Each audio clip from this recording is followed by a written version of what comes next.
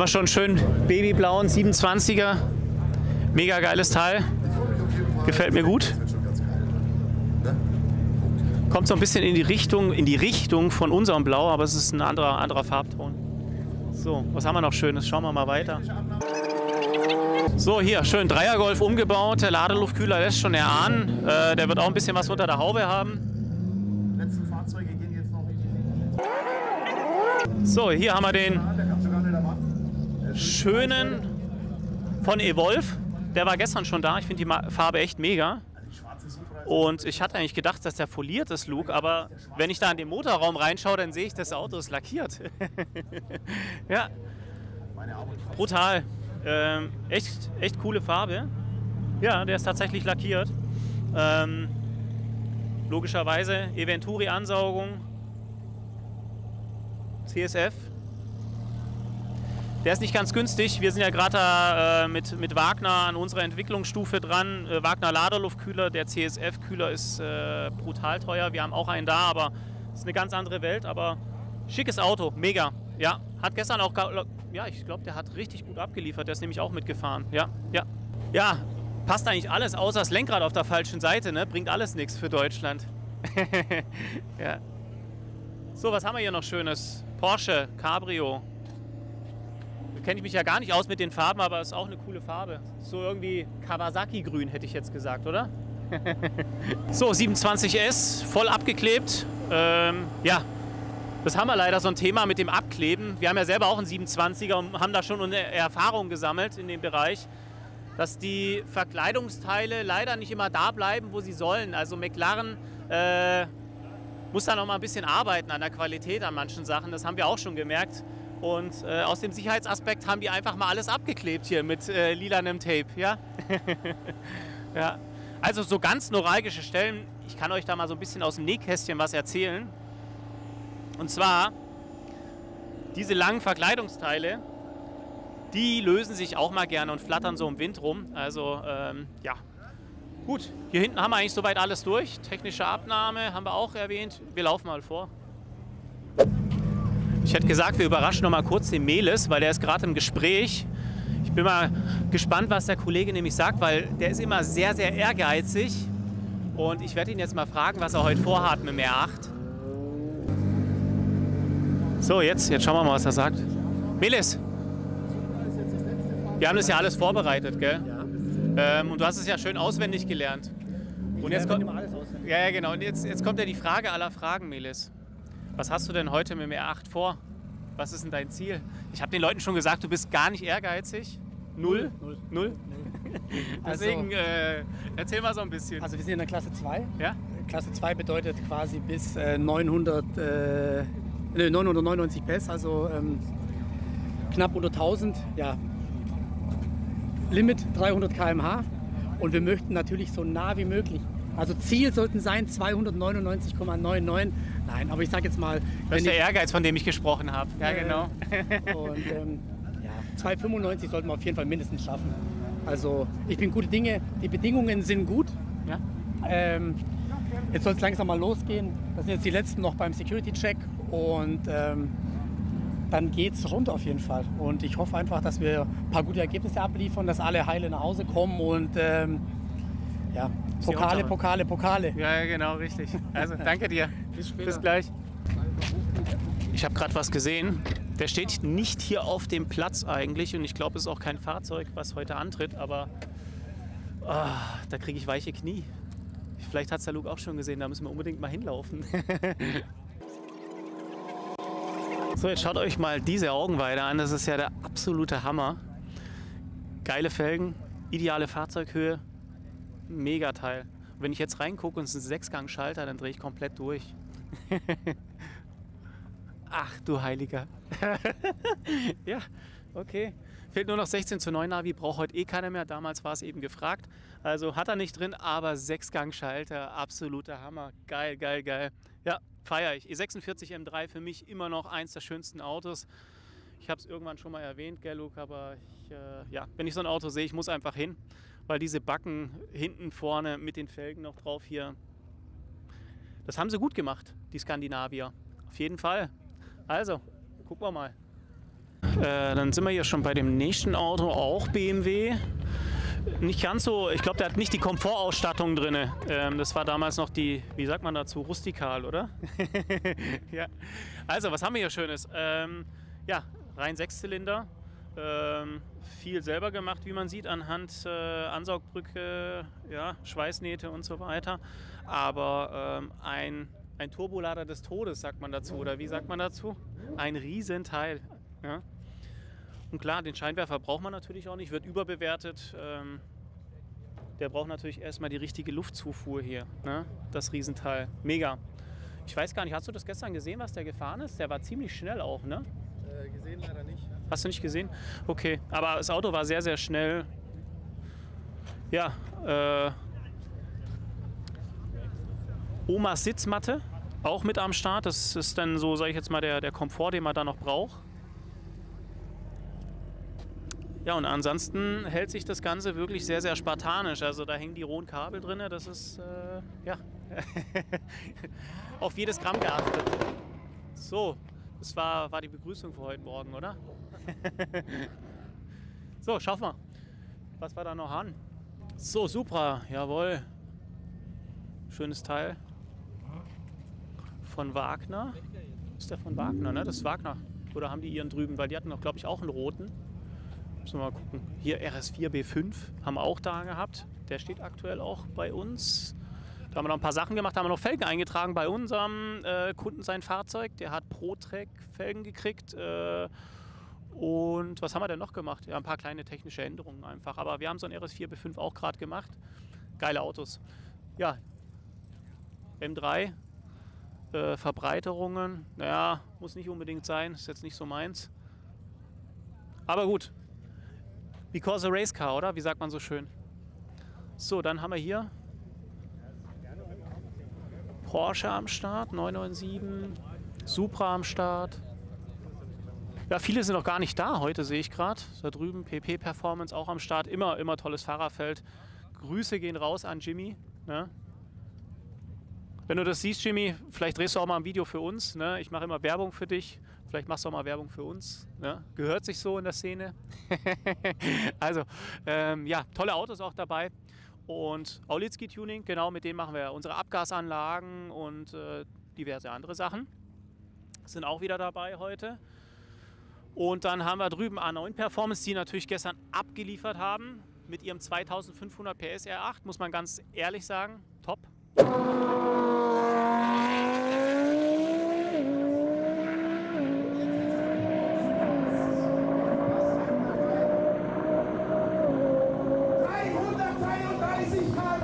Wir laufen noch mal ein paar Meter hinter, vielleicht finden wir unseren Kollegen hier, den Sandro, vielleicht ist der auch da. So, bevor wir gleich bei Street Performance sind, habe ich mal gesagt, dass wir hier noch kurz einen Zwischenstopp machen bei A9. Sehr, sehr schöner Stand, muss man sagen, hebt sich deutlich ab so von den ganzen anderen Ständen hier, weil abgegrenzt, sehr clean, schwarz gehalten, tolle Autos dabei, GT3 RS, der ist nicht mitgefahren, aber macht auf jeden Fall ein sehr, sehr gutes Bild am Stand. Und ja, Auto, wie gesagt, braucht man nicht diskutieren, super performt, ja, mit meilenweiten Abstand, wirklich in der Unlimit-Klasse auf Platz 1 gelandet hier, der rote R8, brutales Gerät, ja, die machen einen sehr, sehr guten Job, muss man sagen. So, jetzt sind wir hier bei Street Performance. Ja, also da kann man nur sagen, geil, geil, geil, weil dieser Truck, der macht einfach was her, finde ich. Ja, Sandro, auf jeden Fall gute Investition, du machst ein gutes Bild. Grüße gehen auch raus. Jetzt schauen wir mal, ob er da ist. Da ist er ja. Fast übersehen. Was macht ihr denn da schon wieder? Ja, wie? Sogar ein bisschen filmen. Willst du auch mal halten? Sandro, wir sind gerade unterwegs, wir machen hier so ein bisschen Walkaround. Ja. Und haben gesagt, wir dürfen hier natürlich an dem LKW auch nicht einfach vorbeilaufen, ohne Hallo zu sagen, gell? Ja, vielleicht kannst du ja mal so ein bisschen was erzählen, was ihr gestern so abgeliefert habt. Ihr wart ja am Start, ne? Was passiert ist. Ich meine, man muss ja auch mal sagen, es gibt gute und schlechte Tage. Gestern war mittelmäßig, sage ich jetzt mal so. Aber neuer Tag, neues Glück, oder? Und Halfmai ist, glaube ich, auch so, wo ihr ganz gut performen könnt, oder? Ja. Also das Ding ist, wir haben gestern gestartet und hattet ihr sicher auch Probleme mit der 100 km/h Grenze? Ja, also dieses Einpanel für die Leute, die das nicht wissen. Also dieses Roll Race funktioniert da folgendermaßen. Wir haben einen Beschleunigungsstreifen, der circa, was haben wir da, 200 Meter oder was sind das? Was hat man da? Ja, so 150. 150, 200 Meter haben wir die Möglichkeit zu beschleunigen und das eben parallel auf der Seite links und rechts. Und dann sollte das so ablaufen, dass wir bei der Line, da hinten waren eben solche gelben Fahnen und da hieß es dann, da darf ich 100 km/h fahren, plus minus 10 km/h. Das heißt, die Range ist 90 bis 110 und da sollten sich beide einfinden, linke Seite, rechte Seite, wo wir aber auch dazu sagen müssen, der Abstand darf nicht zu groß sein. Ne? Wenn es mehr wie eine Fahrzeuglänge ist im Abstand, dann ist es eben auch wieder ungültig. Das war eine ziemliche Herausforderung und ich glaube, wir hatten schon 20 Läufe und es waren irgendwie 5 gültige Zeiten, die da rausgefahren wurden oder Geschwindigkeiten und das war natürlich schwierig. Es ist ein neues Thema. Wir haben das einmal schon gehabt, dieses Roll Race. Aber für viele ist es einfach neu und gewöhnungsbedürftig, muss man einfach mal sagen, sich da reinzufinden. Ich weiß nicht, wie es dir jetzt ging am Anfang. Es ist natürlich immer schwierig reinzukommen. Genau, das war das Ding, oder? Du musst dich zuerst mal ein bisschen reinfinden und dann auch Tacho, was sagt Draghi, was sagt ihre Messanlage. Ja. Und dann musst du dich ein bisschen einpendeln, wo fahre ich mit meinem Tacho, dass ich da wirklich die 100 habe. Also erster Lauf war gar nicht gültig und was ich dann schwierig finde ist... Weil du zu schnell warst, Weil gell? ich zu langsam war. Du warst zu langsam, Genau, okay. weil ich mir gedacht habe, in den USA ist so, wenn du zu langsam bist, ist egal. Du kannst so langsam fahren, wie du willst. Der zählt. Ja. Darum lieber zu langsam als zu schnell. Ja. Aber hier nicht. Hier hast du den 10 km/h Range. Und ja, das war dann die erste Schwierigkeit. Und du hast ja dann auch keine Zeit, gar nichts. Also du weißt gar nicht, wie schnell warst du, weil es wird gar nicht gewertet, wenn du zu langsam oder zu schnell warst. Da ein bisschen schwierig. So, nächster Lauf habe ich mich darauf konzentriert, die 100 zu treffen. Also wirklich, einziges Ziel war, die 100 zu treffen. Ja. Hab dann mit Tacho 100 hatte ich 94 Startspeed, was genau drin ist, oder? Du darfst ja bis 90 oder 110. Ja. Und bin dann 290 gefahren, was eigentlich ganz okay ist. Nur habe ich im Log drin schon gesehen, dass wir irgendwie nicht die Leistung gemacht haben, die wir sollten. Also ladedrucktechnisch war da normalerweise mehr vorhanden.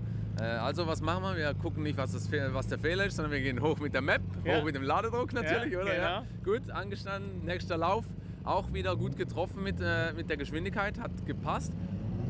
Aber beim Lauf hat es dann einfach mal Peng gemacht. Ja. Ja. Und Wo dann, hast du einen Peng gemacht? Weil wir reden die ganze Zeit von etwas, was wir jetzt gar nicht sehen in der Kamera. Ich glaube, wir schwenken mal kurz um, oder? Ja. Und laufen mal kurz rüber. Ja, klar. Und zwar geht es hier um dieses Schmuckstück, wo du halt so ein bisschen Probleme hattest, dass dir da was flöten gegangen ist gestern. Ne? Genau, also mir hat die Ansaugbrücke weggedrückt. Wir sehen hier schön goldig den inneren Teil und rot den äußeren Teil. Ja. Und das ist halt verbunden. Also das ist der Topf mit der Ansaugspinne. Und dann hat es mir durch den Druck mir die Gewinde von der Verschraubung rausgerissen und hat die Dichtung rausgedrückt. Ja. Ja. Scheiße. Ja. Jetzt darfst du ja auch noch ganz kurz erwähnen, wer dir denn aus der Patsche geholfen Ja, hat. natürlich. Also das ist ja das Beste an der ganzen Situation hier oder an den Rennen. Die Leute sind ja alle, also 99% sind ja sehr herzliche Menschen. Und die guten Jungs von LC sind immer stets bereit, um zu helfen. Also das muss ich sagen. Ich ging dahin, hey, ich brauche Schraube, alles durchsucht. Hey, ich brauche Dichtung, alles durchsucht, alle mit Ideen, alle mit. Also das ist wirklich wunderschön. Ja. Ja, haben wir schon hingekriegt und ich sage, das macht das Ganze auch so interessant und so schön hier vor Ort, weil einmal ist natürlich der Ehrgeiz da, jeder möchte natürlich abliefern und zeigen, was er kann. Auf der anderen Seite ist es doch irgendwie eine riesengroße Familie unter den meisten, wo man sagt, man freut sich hier immer wieder zu treffen, Zeit miteinander zu verbringen, sich auszutauschen und auch einfach mal eine schöne Zeit zu verbringen, ne? Wo man einfach abends zusammensitzt und ihr habt ja gestern Abend noch gegrillt, mir war es ein bisschen zu frisch. Von dem her drücke ich euch heute auf jeden Fall die Daumen. Ganz, ganz viel Glück, Sandro. Gell? Dass alles heile bleibt, das ist das Wichtigste. Und wir können noch mal kurz gucken, was habt ihr denn sonst noch so dabei, was heute an den Start geht? Also an den Start gehen tut nicht mehr so viel, glaube ich. Okay. Jungs, ein befreundetes Team noch dabei. Weil wir ja von der Schweiz kommen, haben wir ein befreundetes Team mitgenommen. Die haben einen Dragster Subaru.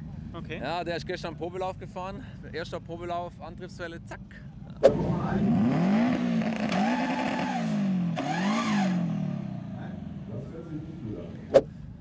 Passiert? Kaputt, Okay. die Antriebswelle, tot. Wir haben einen aus unserem Rennteam Halco, den Audi S6 dabei mit ganz viel RS6-Umbauten und jetzt auch mit ja, Wasser, Methanol und all dem, was es halt so braucht, um schnell zu sein. Also das Was fährt das Auto an Leistung ungefähr? Das ist schon eine gute Frage. Wir kommen irgendwann mal noch zu euch auf den Prüfstand. Okay. Weil ich habe nur einen Zweiradprüfstand, ich habe Allrad. Ne? Ja. Und darum wissen wir es nicht mal genau. Wir hoffen uns so in der 700 PS Gegend. So. Okay. Das ist so, ja. Cool. Und dann haben wir Ramsey noch dabei. Jawohl. Ja, wo ist denn der Ramsey? Ramsey ist, der fährt auch Halbmeile, Viertelmeile, ist ein bisschen modifizierter Toyota MK5 Supra.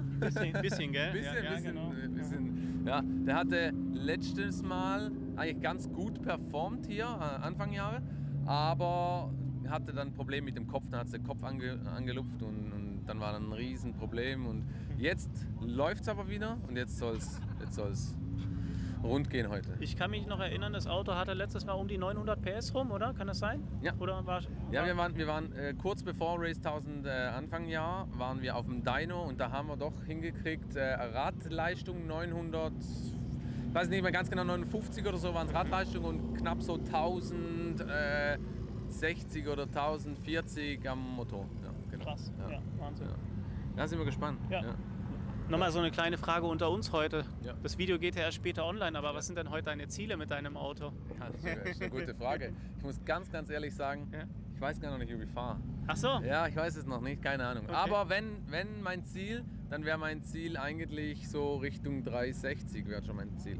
Ja, Okay. Das wäre so, ja. Das müsste drin liegen, was ich aber nicht weiß, ist halt die ganze Problematik mit dem Kabel und so. Ne? Weil ich habe da jetzt ein Kabel drin, dann stand eine Dichtung Ja. und ich weiß nicht, wie viel das aushält oder Ja. wo der Druck dann hingeht und hat auch Übergangsstellen, also es wird mir sicher Ladedruck verloren gehen. Ja. Und 360 ist ja schon, da muss alles passen. Ja. Also ja, Anfang vom Jahr hatten wir beim SCC 357 hinkriegt und ja, aber eben, da war noch was drin. Aber das war gerade so nach dem Winter, alles neu zusammengebaut, alles super perfekt, oder? Und jetzt kämpft man also mit den Kleinigkeiten. Aber wenn ein Ziel, dann 360. Ja. Cool. Ja. Ich drücke die Daumen. Danke. Also, in dem Fall, wir sehen uns euch. später, gell? Gute Bis Fahrt. dann, ciao. Ciao. Ja, jetzt sehen wir schon, die ersten reihen sich ein für Halbmile. Ich denke, dass wir so bis in einer halben Stunde loslegen und ja, machen noch mal ein paar schöne Aufnahmen für euch. Und ja, dann schauen wir einfach mal, was der Tag so mit sich bringt. Wie gesagt, Wichtigste, alles heile lassen, ne? Dann sehen wir uns später noch mal. Ciao, ciao. So, du wirst es ja nicht glauben, gell? Also wir haben ja vor 20 Minuten hier schon gedreht, sind ja schon vorbeigelaufen. Da habe ich gesagt, Jimmy hat da wieder tolle Autos dabei. Hab da richtig gut Werbung für dich gemacht und habe sogar gesagt, hey, eigentlich ist das immer ein Geben und ein Nehmen. Und ich hoffe, du machst hier auch mal ein Video für uns. Ich muss halt mal zu euch auch mal kommen, ja, dass ihr mir das Einmal alles warst zeigt. du ja schon da, ne? Einmal war ich da, um den Porsche abzustimmen vom Ümit, ne? Genau.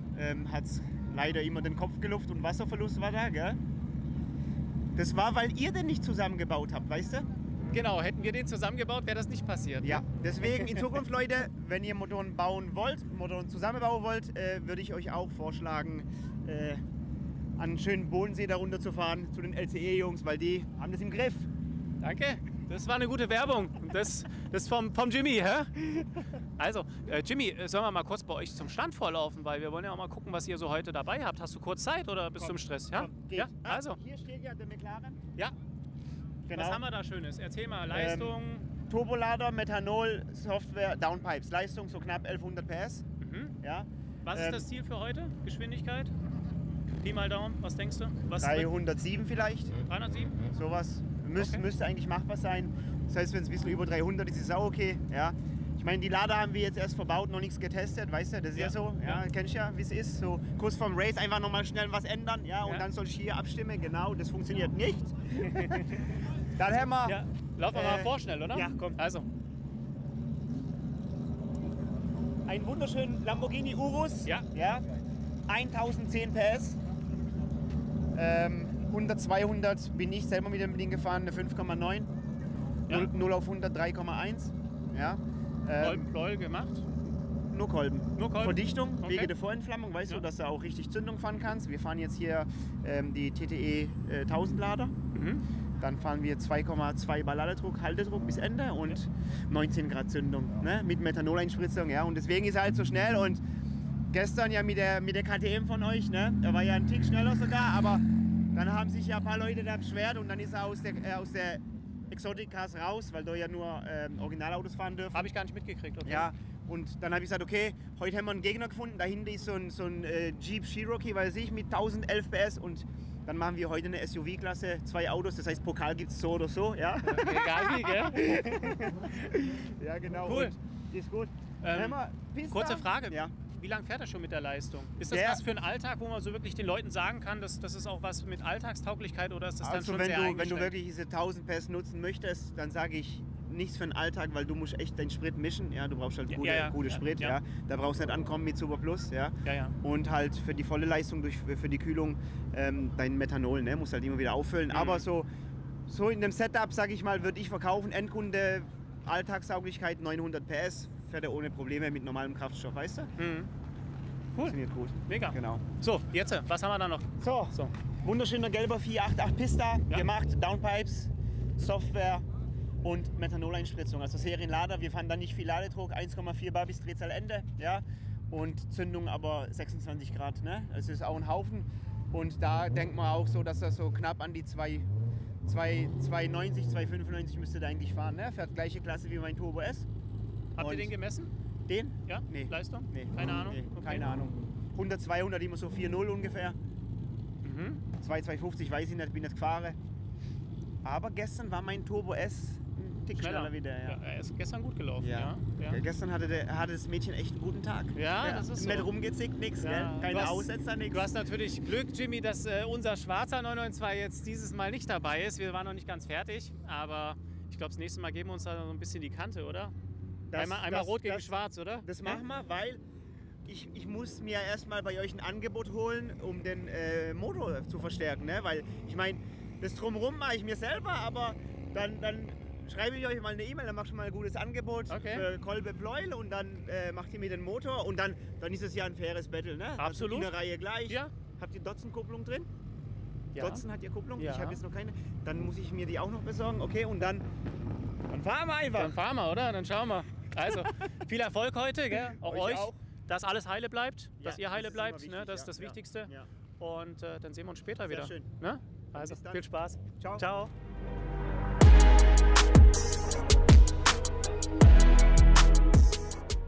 Zweimal Auflader.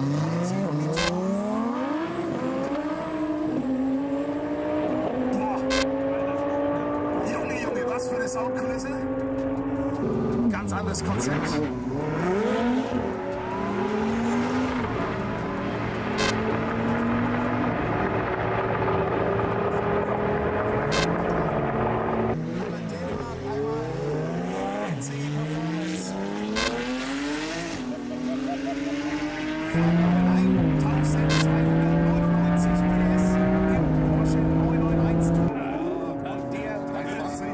Über 300 fahren.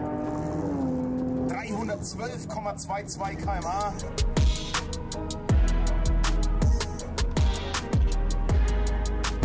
Den Sprit.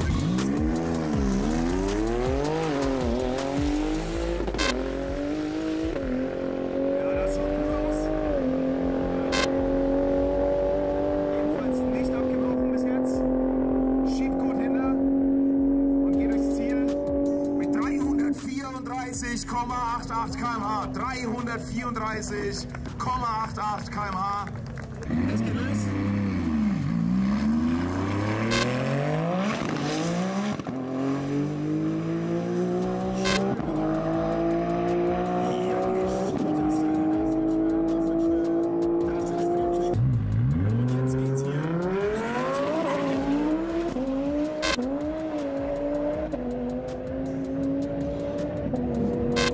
Sieht gut aus.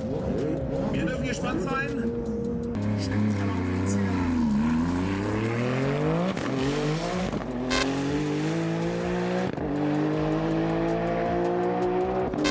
Total, wie das Ding vorwärts geht.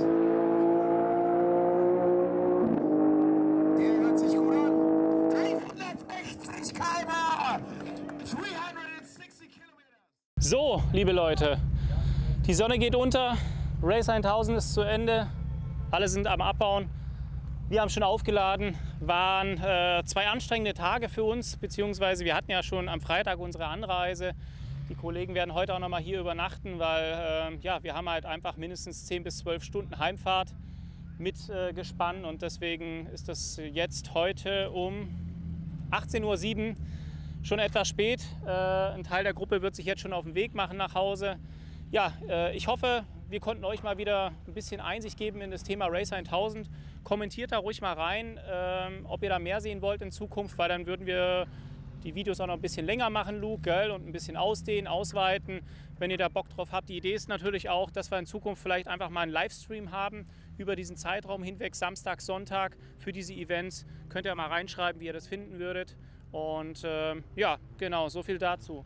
Ja, wir haben eigentlich zufriedenstellend abgeräumt. Es war nicht super gut, man muss auch immer ehrlich sein. Es hätte an manchen Ecken und Stellen dann doch besser laufen können. Wir hatten mit dem 997, der ja immer abliefert, läuft auch einwandfrei. Mit den Maps so ein bisschen Anlaufschwierigkeiten. Da werden wir jetzt aber noch mal über die Wintermonate Bezug drauf nehmen und ich bin mir sicher, dass wir auch an unserem Silver Bullet noch mal ordentlich was drauflegen werden für nächstes Jahr. KTM hat abgeräumt, 2 Pokale geholt in der Exotic-Klasse, sind wir mega zufrieden, Auto ist super gelaufen, aber wie gesagt, da werden ja auch noch unsere Stufen kommen und für nächstes Jahr werden wir uns da auch vorbereiten.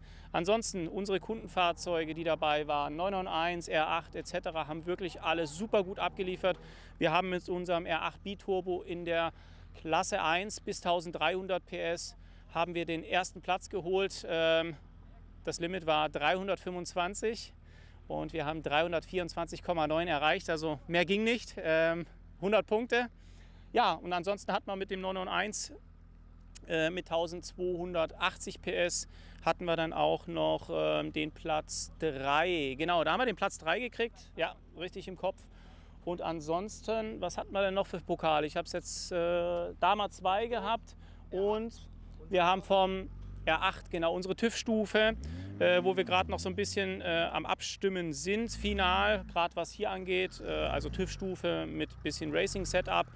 Aber ja, kam eben einfach auch nochmal das Thema dazu, wir hatten einen abgebrochenen Stecker, leider Gottes, haben das etwas spät gemerkt und hatten dann auch nicht mehr die Möglichkeit, so viele Runs zu machen.